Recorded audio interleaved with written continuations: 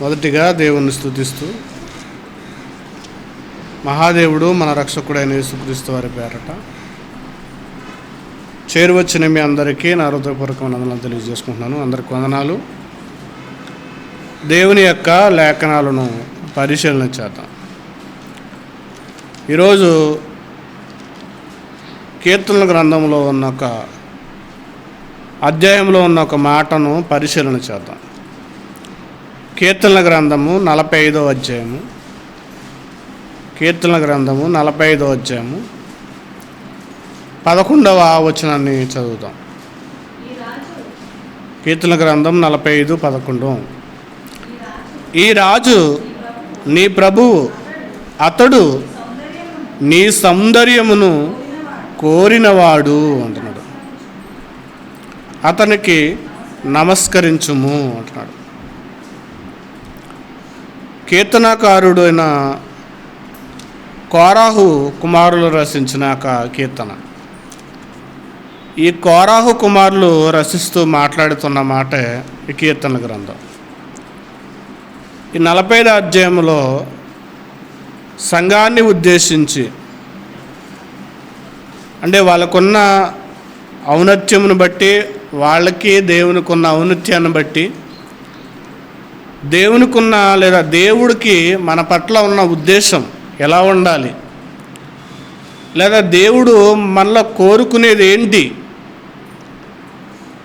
అనే దాన్ని ఉద్దేశించి చెప్తున్న సందర్భం మాట ఇది. ఆ విషయాన్ని చెబుతా అన్నాడు.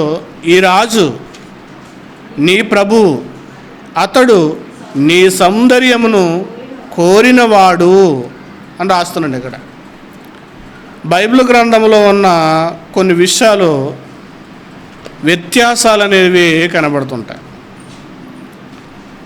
అంటే ఒకదానికొకటికి విరోధ భావమైన ఆంక్షలు కనబడేటట్టుగా బైబిల్లో కనబడుతుంది. ఎందుకు కనిపిస్తా అంటే దేవుడు ఒక ఉద్దేశాన్ని చెప్తున్నాడంటే కనుక ఆ ఉద్దేశంలో ఉన్న సారాంశం అనే దాన్ని పట్టుకోవడానికి మాత్రమే. అందరూ చదివేటట్టుగా బైబిల్ చదివితే కనుక, అందరూ వినేటట్టుగా బైబిల్ వింటే కనుక మనిషికి అర్థం కాదని దేవుడు కొన్ని సందర్భాలను ఏం చేస్తాడంటే కనుక కొన్ని ప్రశ్నలు లేవనెత్తేటట్టుగా మాట్లాడి అసలు విషయాన్ని బోధిస్తాడనమాట. అదే విషయాన్ని సమూయేలు గ్రంథంలో దేవుడు సౌందర్యాన్ని కోరినవాడా అని అంటే కనుక ఇక్కడ కోరినవాడట్టుగా కనపడుతుంది. సమూయేలు మొదటి గ్రంథం 16వ అధ్యాయము. సమూయేలు మొదటి గ్రంథము 16వ అధ్యాయము 7వ వచనంలో ఇలా రాయబడింది. అయితే యెహోవా సమూయేలుతో ఇలాగ సెలవిచ్చెను, అతని రూపమును అతని ఎత్తును లక్ష్య పెట్టవద్దు అన్నాడు. పట్టించుకోవద్దు అంటున్నాడు. అక్కడేమో కీర్తనకారుడు ఏమన్నాడంటే, నీ రాజు నీ ప్రభువు నీ సౌందర్యాన్ని కోరుతున్నాడు, నీ సౌందర్యాన్ని కోరుతున్నాడు. ఇక్కడ దావీదుని ఎంపిక చేసే విషయంలో, లేదా ఒక రాజుని ఎంపిక చేసే విషయంలో కూడా దేవుడు ఏమంటున్నాడంటే కనుక, సమూయేలు అయితే కనుక అక్కడున్న ఎత్తరు సొగసైన వాళ్ళని చూసి ఎన్నిక చేస్తున్నాడు అభిషేకించడానికి. ఇక్కడికి వచ్చేటప్పటికి దేవుడు ఏమంటాడంటే కనుక వాళ్ళ యొక్క రూపాన్ని చూసి, వాళ్ళకి ఎత్తును చూసి మనుషులను నువ్వు లక్ష్య పెట్టవద్దు, పట్టించుకోవద్దు అంటున్నాడు. మరలా సామెతల గ్రంథంలో అంటాడు, అందము మోసకరము, సౌందర్యము వ్యర్థం, వేస్ట్ అంటున్నాడు. ఇక్కడ ఈ రెండు భావనలు మనం చూస్తే కనుక పరస్పరమైన విరుద్ధమైన మాటలు కనబడుతున్నాయి. అంటే దేవుడు ఒక విషయాన్ని చెబుతుంటే కనుక విరుద్ధమైన విషయాలు ఏమీ చెప్పడం, సమాధానం లేని సందర్భాలు ఏమీ కూడా దేవుడు మాట్లాడడం. దేవుడు ఒక విషయాన్ని చెబుతున్నాడంటే కనుక దానికి సంబంధించిన సారాన్ని దేవుడు ఏం చేస్తాడంటే కనుక తెలియజేస్తాడు. మరలా కీర్తన గ్రంథానికి వస్తే కనుక, మళ్ళీ కీర్తన గ్రంథం 45వ అధ్యాయము 11వ వచనాన్ని మనం మరలా చూస్తే కనుక, నీ రాజు నీ ప్రభువు నీ సౌందర్యమును కోరినవాడు అంటున్నాడు. నీ సౌందర్యమును కోరినవాడు. దేవుడు సౌందర్యాన్ని ఏం చేస్తున్నాడంటే కనుక కోరుతున్నాడు. ఆ కోరుతున్న ఆ సౌందర్యం అనేది ఏంటి? దేవుడు సౌందర్యాన్ని కోరితే కనుక అది ఎలా ఉంటుందని చూడగలిగితే కనుక యెషయా గ్రంథం 61వ అధ్యాయము, యెషయా గ్రంథం 61వ అధ్యాయము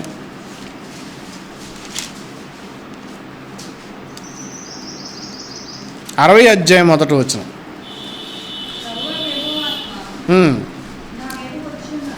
60వ అధ్యాయము 1వ వచనం. నీకు వెలుగు వచ్చిన్నది, లెమ్ము తేజరిల్లము, యెహోవా మహిమ నీ మీద ఉదయించెను అంటున్నాడు. దేవుడేమో సౌందర్యాన్ని కోరుతున్నాడు. కానీ మనిషిగా లేదా మనకు జీవితాలు ఎలా ఉన్నామంటే కనుక సౌందర్యమైన వాటిగా దేవునికి లేవు, అసహ్యమైనవిగా ఉన్నవి, అందహీనమైనవిగా ఉన్నవి. దేవుడు కోరే సౌందర్యం ఏంటని చూస్తే కనుక ఇక్కడ వెలుగు వచ్చిన్నది, నీకు వెలుగు వచ్చినదే, లెమ్ము తేజరిల్లము అంటున్నాడు. మనకి వెలుగు వస్తే కనుక మనం ఏం చేస్తామంటే కనుక తేజరెళ్తాం. ఎలా తేజరెళ్తాం అనేది అపోస్తుల కార్యములు 9వ అధ్యాయం, అపోస్తుల కార్యములు 9వ అధ్యాయము.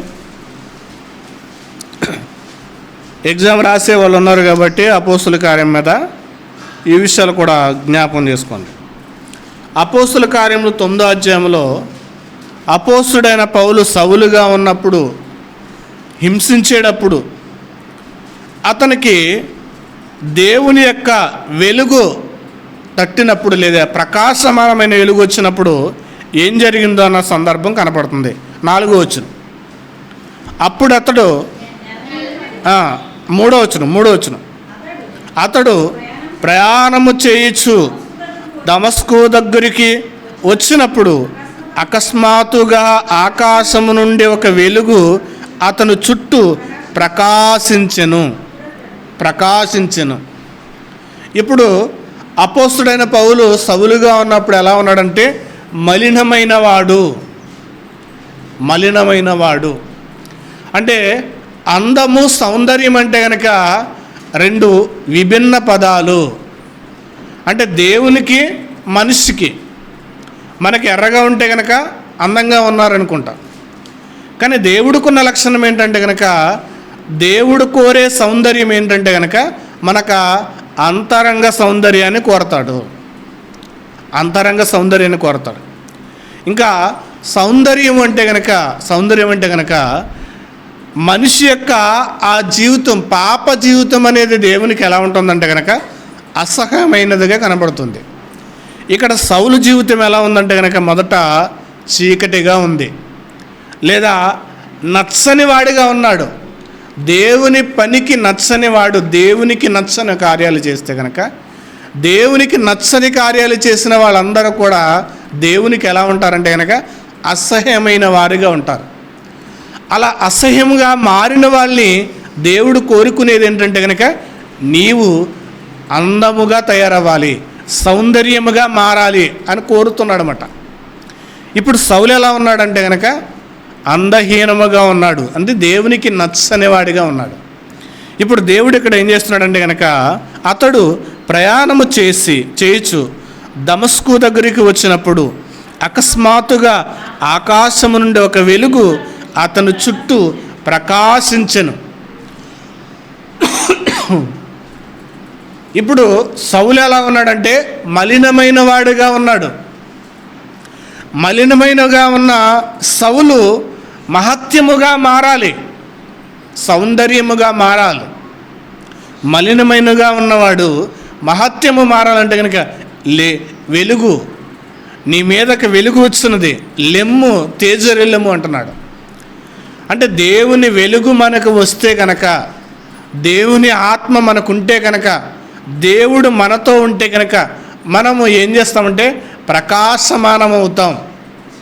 సౌలు ఎప్పుడైతే మలినమైన వాడుగా ఉన్నాడో దేవుని వెలుగు అతన్ని దర్శించినప్పుడు, దేవుని వాక్యం అతన్ని దర్శించినప్పుడు, దేవుని మాటలు అతను తాకినప్పుడు ఏమయ్యాడంటే కనుక అతడు చేసేవన్నీ గుర్తుకుని వచ్చి నేను మలినములో ఉన్నాను కాబట్టి ఇది విడిచిపెట్టాలి అని ఏం చేశాడంటే సౌలు గుర్తించాడు. గుర్తించి ఏం చేస్తాడంటే అప్పుడు అంటున్నాడన్నమాట, అందుకు అతడు నేల మీద పడి సౌలా సౌలా నీవేళ నన్ను హింసించుచున్నావని తనతో ఒక స్వరము పలుకుట వినెను. హింసించున్నాడు కాబట్టి, అంటే దేవుణ్ణి హింసించడం వల్ల, దేవునికి నచ్చని పనులు చేయడం వల్ల మనం ఎలా కనపడుతున్నామంటే దేవునికి అందహీనముగా కనపడుతున్నాం. మనలో సౌందర్యము లేదు, దేవుడు చూడదగిన వారముగా మనం కనబడటలేదని అర్థం. దేవుడు మనలను మెచ్చుకునేటట్టుగా కనబడటలేదని అర్థం. ఇంకా జకరియా గ్రంథము ఇంకా మనం ఎలా నచ్చమంటే కనుక దేవునికి జకరియా గ్రంథము 3వ అధ్యాయం, జకరియా గ్రంథం 3వ అధ్యాయం 4వ వచనంలో కనబడుతున్న మాట చూడండి. ఇక్కడ ప్రధాన యాజకుడైన యెహోషువ కనబడుతున్నాడు. యెహోషువకును దూతకు, అంటే దూత ఒకటి దేవుని దూత ఉంది అక్కడ, రెండోది సాతాను కూడా ఉంది. వీళ్ళిద్దరి మధ్య కూడా ఏం జరుగుతుందంటే వాగ్వాదం జరుగుతుంది. నావాడంటే నావాడు.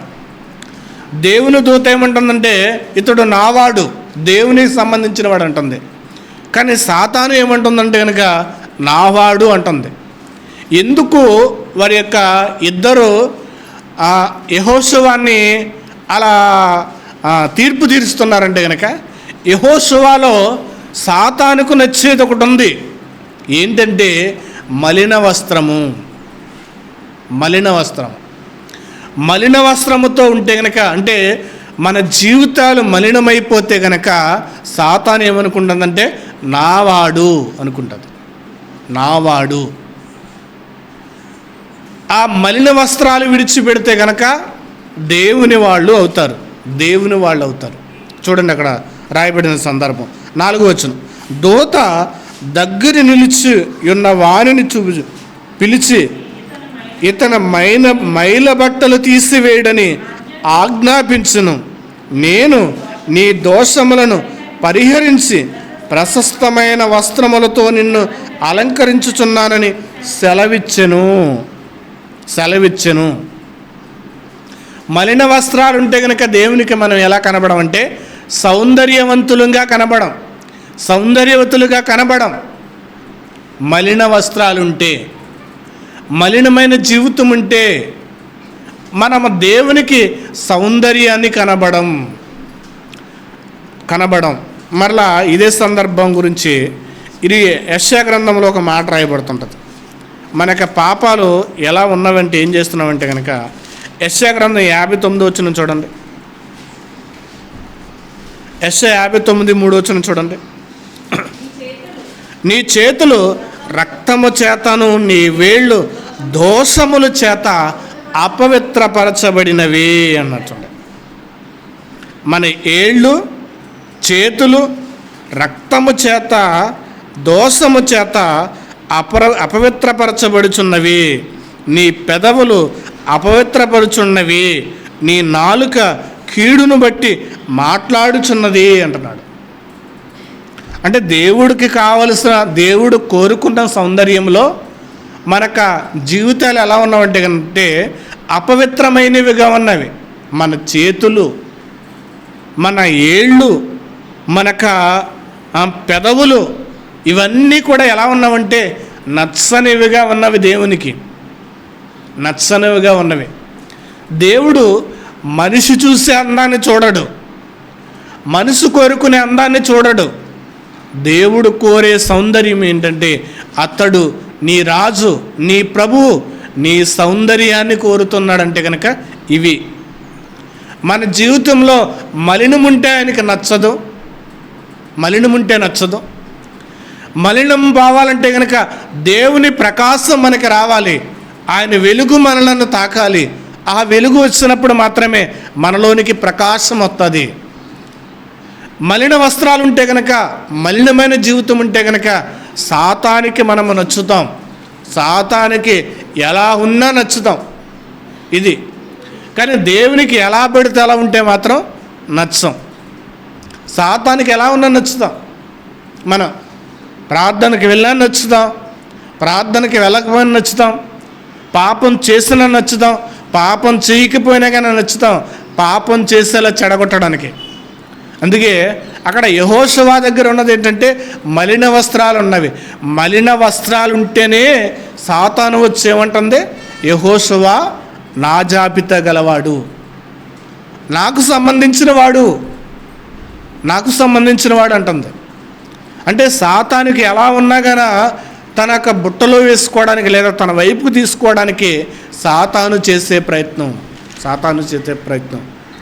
వెలుగు అనేది మనల్ని ఎప్పుడైతే తాకుతుందో అప్పుడు మనం ఏం చేయాలంటే కనుక సౌందర్యముగా తయారవ్వాలి. సౌలు ఎలా ఉండేవాడు?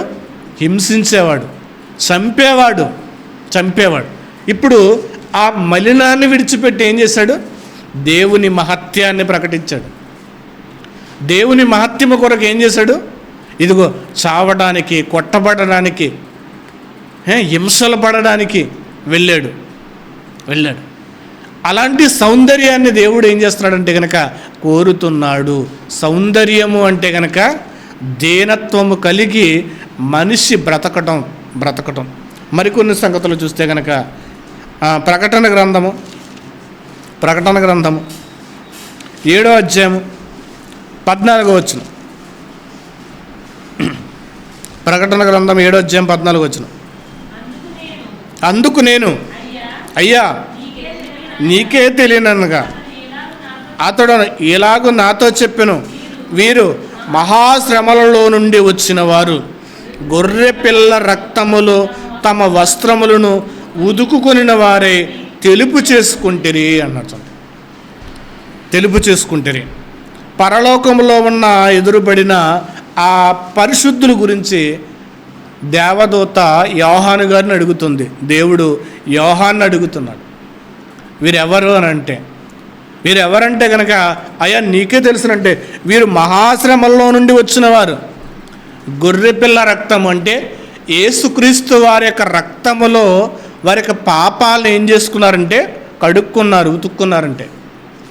పాపాలను కడుక్కుని తమ వస్త్రాలను ఆయన రక్తములో కడిగి ఏం చేస్తారంటే మరలా ధరించుకున్నారు. అంటే యేసుక్రీస్తు రక్తములో ధరించుకున్నవారు. మలిన వస్త్రాలుంటే సాతానికి నచ్చుతాం. ఎర్రని వస్త్రాలు అంటే ఆయన రక్తములో ఉతుక్కున్న వస్త్రాలు ఉంటే కనుక ఆయనకు నచ్చుతాం. ఆయనకి నచ్చే సౌందర్యం ఏంటంటే కనుక ఆయన రక్తములో కడగబడాలి. పాపం చేసిన వారైనా అవ్వచ్చు, కానీ ఆయన రక్తములో కడగబడితే గనక ఆయనకు నచ్చే సౌందర్యం అనేది వస్తుంది. ఇంకా మరొక మాట చూస్తే కనుక భక్తుడు ఏమంటాడంటే మీ వస్త్రములను కాక ఏవేలు గ్రంథం 2వ అధ్యాయం 13వ వచనం చూడండి. మీ దేవుడైన యెహోవా కరుణా వాత్సల్యము గల దేవుడు, శాంతమూర్తియు, అత్యంత కృపగలవాడయుండి తాను చేయనుద్దేశించిన కీడు చేయక పశ్చాత్తాపడును గనుక మీ వస్త్రములను కాక మీ హృదయములను చింపుకుని ఆయన తట్టు తిరుగుడి అంటున్నాడు. వస్త్రాలు కాదు ఆయనకి నచ్చేవి, మన అంతరంగాన్ని చింపుకోవాలి. మన అంతరంగాన్ని దేవుని ముందు ఏం చేయాలంటే కనుక కుమ్మరించాలి. దేవా నేను పాపిని, దేవా నేను అపరాధిని, దేవా నేను పాపము చేసిన వాడిని అని ఎప్పుడైతే మనము ఆయన ఎదుట మనము మోకరించి మన హృదయాన్ని చింపుకుంటామో అంటే ఏడుస్తామో, పశ్చాత్తాపడతాము, అప్పుడు ఎర్రని వస్త్రము ఆయన రక్తంలో ఉతుక్కోవడం అంటే ఇది. ఆయన రక్తంలో ఉతుక్కోవడం అంటే కనుక మన వస్త్రము కాదు, మన వస్త్రం కాదు, మీ హృదయమునే చింపుకుని ఆయన తట్టు తిరుగుడి అంటున్నాడు. ఆయన తట్టు తిరుగుడి. మన వస్త్రం మన హృదయాన్ని చింపుకుని, మన వ్యాకులు పడి, మన పాపములు మనం ఒప్పుకుని ఆయన దగ్గర ఏడిస్తే కనుక ఆయన రక్తములో మన వస్త్రాలని ఉతుక్కుంటే, అంటే మన వస్త్రాలు ప్రతి దినము కూడా ఏమవుతున్నామంటే మలినమైపోతున్నాయి. ప్రతి దినము మలినమైపోతున్నాయి. మాటల చేత, ఆలోచన చేత మన వస్త్రాలు, అంటే మన జీవితం ఏమవుతుందంటే మలినమవుతుంది. యెహోషువ లాగా, యెహోషువ వస్త్రము వలె, యెహోషువ వస్త్రం వలె మలిన వస్త్రాలు ధరించుకున్న వాడిగా ఉన్నాడంట. ఇప్పుడు దేవుని దూత వచ్చండి, ఇదిగో అతడి మలిన వస్త్రాలు తీసి అతనికి ప్రశస్తమైన వస్త్రము ధరించు, ఇదిగో రక్తములో కడగబడిన ఆ వస్త్రము ధరించు. వారు ఆ గొర్రెపిల్ల రక్తములో ఉతుకుకున్న వారు ఎవరంటే కనుక ఇదిగో ఈ యెహోషువ, దేవుని కొరకు బ్రతికిన వారు, వాళ్ళందరూ కూడా ఆ కోవలోనికి ఉంటారు, ఆ జాబితాల్లోనికి ఉంటారు. మలిన వస్త్రాలను విడిచిపెట్టినవారు, మలిన వస్త్రాలు విడిచిపెట్టినవారు, మలినాన్ని వదులుకున్నవారు. అందుకనమాట ఇతడు నీ రాజు, నీ ప్రభువు, నీ సౌందర్యమును కోరువాడు, నీ సౌందర్యమును కోరుతున్నాడు.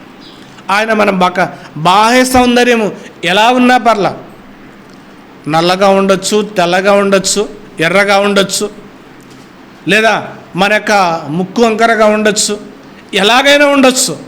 దాన్ని కాదు ఆయన లక్ష్య పెట్టేది. మనక బాహ్య సౌందర్యము కాదు, మన అంతరంగ సౌందర్యాన్ని ఆయన లక్ష్య పెడుతున్నాడు. అది ఆయన కోరుకుంటున్నాడు. ఆయన కోరుకునేది ఏంటంటే నీ అంతరంగ సౌందర్యమును కోరుకుంటున్నాడు. అదే విషయాన్ని చెబుతున్నాడు. పేతురు రాసిన మొదటి పత్రిక 3వ అధ్యాయం 4వ వచనం. శ్రాదువైనట్టు మృదువైనట్టేనైనా మృదువైనట్టేన గుణమను అక్షయ అలంకారము మీ అంతరంగ స్వభావము మీ అలంకరణగా ఉండవలనని, అది దేవుని దృష్టికి మిగుల విలువగలది అంటున్నాడు. చూడండి, విలువైనది. ఆయన కోరుకునే సౌందర్యం. నీ రాజు నీ సౌందర్యాన్ని కోరుకుంటున్నాడంటే కనుక, ఆయన నీ అందాన్ని కోరుకుంటున్నాడంటే కనుక అది ఏంటి అంటే కనుక ఇది సాధువైనట్టు మృదువైనట్టు గుణం. ఎందుకంటే గుణం అనేది చాలా అవసరము. ఈ గుణమనే ఆ అలంకరణ మనకు ఉండాలి. గుణమనే అలంకరణ కావాలి. అదే చెప్తున్నాడు అనమాట. గుణమను అక్షయ అలంకారము మీ హృదయపు అంతరంగ స్వభావము మీ అలంకారముగా ఉండవలను, అది దేవుని దృష్టికి మిగుల విలువగలది అంటున్నాడు. మిగుల విలువగలది. ఇది నీ రాజు ఏం చేస్తున్నాడంట, కోరుకుంటున్నాడు. చదవండి మళ్ళీ కీర్తన గ్రంథం 45 అధ్యాయం మళ్ళీ చదవండి. ఈ రాజు నీ ప్రభు, అతడు నీ సౌందర్యమును కోరువాడు, అతనికి నమస్కరించుము అంటున్నాడు. నీ రాజు నీ ప్రభు, అతడు నీ సౌందర్యమును కోరువాడు.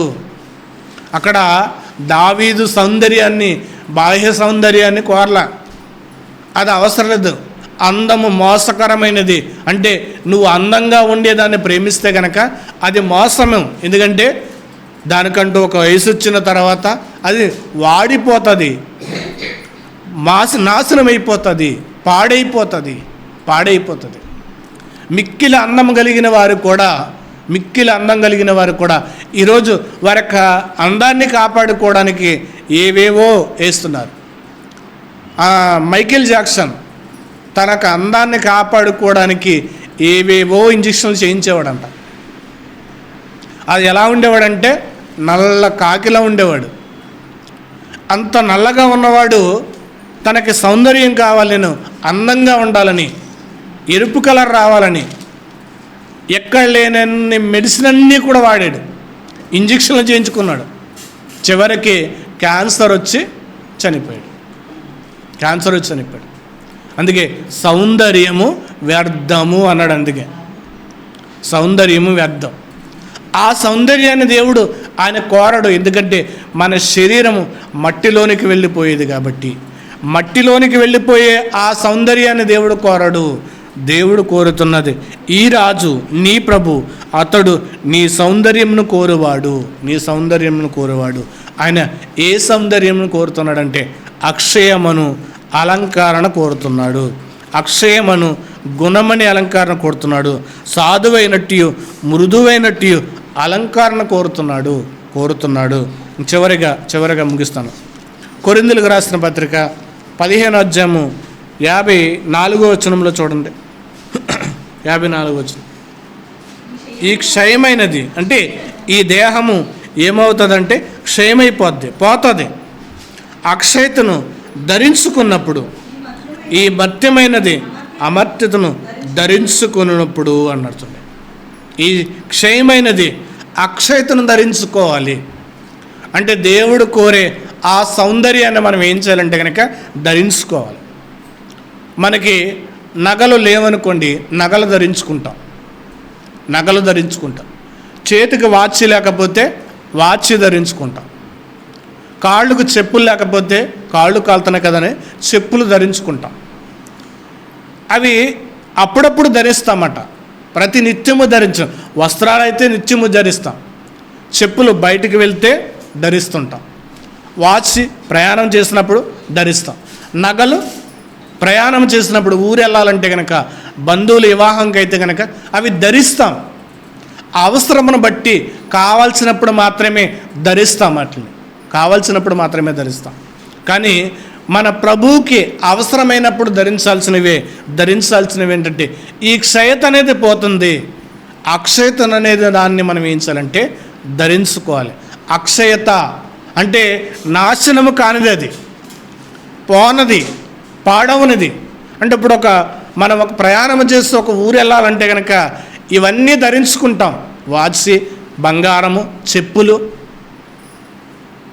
ప్రతీది ధరించుకుని వెళ్తున్నాం. ఒక ప్రయాణమై వెళ్ళబోతున్నాం కాబట్టి ఇప్పుడు మనం కూడా యాత్రికులము, పరదేశులమై ఉన్నాం.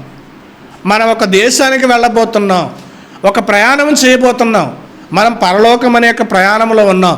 అక్కడికి వెళ్ళడానికి కొరకు మనకు కావాల్సినవి ఏం చేయాలంటే కనుక ఇవి ధరించుకోవాలి అంటున్నాడు. సాధువైనట్టు, మృదువైనట్టు, అక్షయమైన అలంకారం మీ అంతరంగ స్వభావానికి ఇదిగో అలంకరణగా ఉండాలి అంటున్నాడు. అలంకరణగా ఉండాలి. ఒక ఊరెళ్తేనే, ఒక ప్రయాణం చేయడానికే మనకి ఇవన్నీ కావాలి. ఒకవేళ బంధువులు పెళ్ళికి వెళితే కనుక నగలు లేకపోతే కనుక పక్కవారిని అడిగి మరి వేసుకుని మరి ధరించుకుని వెళ్తారు. మరి ఇప్పుడు పరలోకం వెళ్తున్నాం కాబట్టి ఉన్నవా లేదా అనేది కూడా మనం చెక్ చేసుకోవాలి. అద్దం ముందుకు వెళ్ళి మనం పరలోకం వెళ్ళాలంటే కనుక ఇవి ఉన్నవా లేవా, నాలో అక్షయత ఉందా, నాలో సాధువు లక్షణం ఉందా, నాలో గుణం ఉందా, నాలో నా అంతరంగపు స్వభావం ఎలా ఉంది, అంతరంగ స్వభావం ఎలా ఉంది. మన అంతరంగ స్వభావం ఎలా ఉందంటే కనుక దోపుతోనూ అజితేంద్రియముతోనూ నిండిపోయినదంట. అంటే బాగా మలినమైపోయిందన్నమాట. ఒక పాత్రను మనం నీటిలో పడేసేస్తే కనుక కొన్ని రోజుల తర్వాత దాన్ని తీస్తే కనుక దానికి ఏమవుతుందంటే పాకిడి కట్టేస్తుంది. దాన్ని తీస్తే కనుక ఆ పాకిడి కట్టాలంటే మామూలుగా తోమినట్టుగా తోమితే పోదు. ఎప్పుడు తోమినట్టుగా తోమితే పోదు, అది దాన్ని గీకాలి. అలాంటి అజితేంద్రియం పట్టింది మనకి. దాన్ని మనం ఏం చేయాలంటే కనుక దోపుతోనూ అజితేంద్రియముతోనూ దాన్ని మనం తోమాలి. తోమితేనే కానీ మరలా ఆ పాత్ర వాడుకోవడానికి ఎలాగైతే పనిచేయదో మన అంతరంగం కూడా దోపుతో నిండిపోయింది కాబట్టి దాన్ని గట్టిగా తోమాలి. మీ అంతరంగ స్వభావాన్ని దేవుడు ఏం చేస్తున్నాడంటే కోరుతున్నాడు. మనలో మలినమైపోయింది, మలినం కాదు కావాల్సింది, మహత్యం కావాలి. దేవుని మహత్యం రావాలి. దేవుని వెలుగు ఎప్పుడైతే సౌలుగా ఉన్న పౌలుని దర్శించిందో అప్పుడు అతనికి ఉన్న ఆ మలినానంతా కూడా ఏం చేశాడంటే అతడు వదిలేశాడు. అతడు చేసే పనంతటిని కూడా విడిచిపెట్టేశాడు. ఇది అపోస్తుల కార్యంలో 2 సందర్భాల్లో కనబడుతుంది. జ్ఞాపకం చేసుకోండి మీరు. ఇది మలినం అనే దాన్ని మనము అంటించుకుని ఉంటే కనుక, దాన్ని విడిచిపెడితే కనుక మరలా పౌలుగా మారినట్టుగా మన జీవితంలో దేవుని వెలుగు మనకు వచ్చినప్పుడు మనం కూడా ఏం చేస్తామంటే కనుక ప్రకాశిస్తాం. అప్పుడు ప్రకాశిస్తున్నప్పుడు దేవునికి ఆ సౌందర్యం కావాలి. మొదటిగా ఉన్న సౌలు కాదు దేవునికి కావాల్సింది, మారిన తర్వాత ఉన్న సౌలు దేవునికి కావాలి. ఆ సౌందర్యాన్ని కోరుతున్నాడు దేవుడు. సాధువైనట్టు, మృదువైనట్టు, అక్షయమైన అలంకారము మీ అంతరంగ స్వభావముగా, మీ హృదయపు అంతరంగ స్వభావంగా మీకు అలంకారంగా ఉండవలను. ఇది దేవుని దృష్టికి విలువైనది కాదు, మిగుల విలువైనది. నీ రాజు, నీ ప్రభువు నీ సౌందర్యమును కోరుతున్నాడంటే కనుక ఇదే ఆయన కోరే సౌందర్యం, ఇదే ఆయనకి నచ్చే సౌందర్యం, ఇది ఆయన ఆశిస్తున్నాడు, ఆయన కోరుకుంటున్నాడు. ఈ సౌందర్యం కొరకు దేవుని వాక్యం చేత మనం ఎప్పుడు కూడా ఏం చేయాలంటే కడగబడాలి, తోమబడాలి, శుద్ధి చేయబడాలి. దేవుని యొక్క రక్తములో మన వస్త్రాలను ఏం చేయాలంటే కనుక ఉతుక్కోవాలి. మన మలిన జీవితం ఎలాగుందనేది ప్రతి దినము కూడా దేవుని సన్నిధానములో మనం అప్పగించే వరంగా ఉండాలి. అలా మనకు మలిన వస్త్రాలను మనము కడుక్కుని దేవునికి మన ఎదుట మనము సౌందర్యముగా దేవుని పెండ్లి కుమారునికే సిద్ధపడిన సౌందర్య సంఘముగా, వధువుగా మనం సిద్ధపడేలా ఉండాలని కోరుకుంటూ నా మాటలు ముగిస్తున్నాను. ప్రార్థన చేసుకుందాం. పరిశుద్ధుడా, మహోన్నతుడా, సర్వోన్నతుడా, దయగలిగిన తండ్రి, కృపగలిగిన రాజా, మీ నామానికి వందనాలు, స్తోత్రాలు.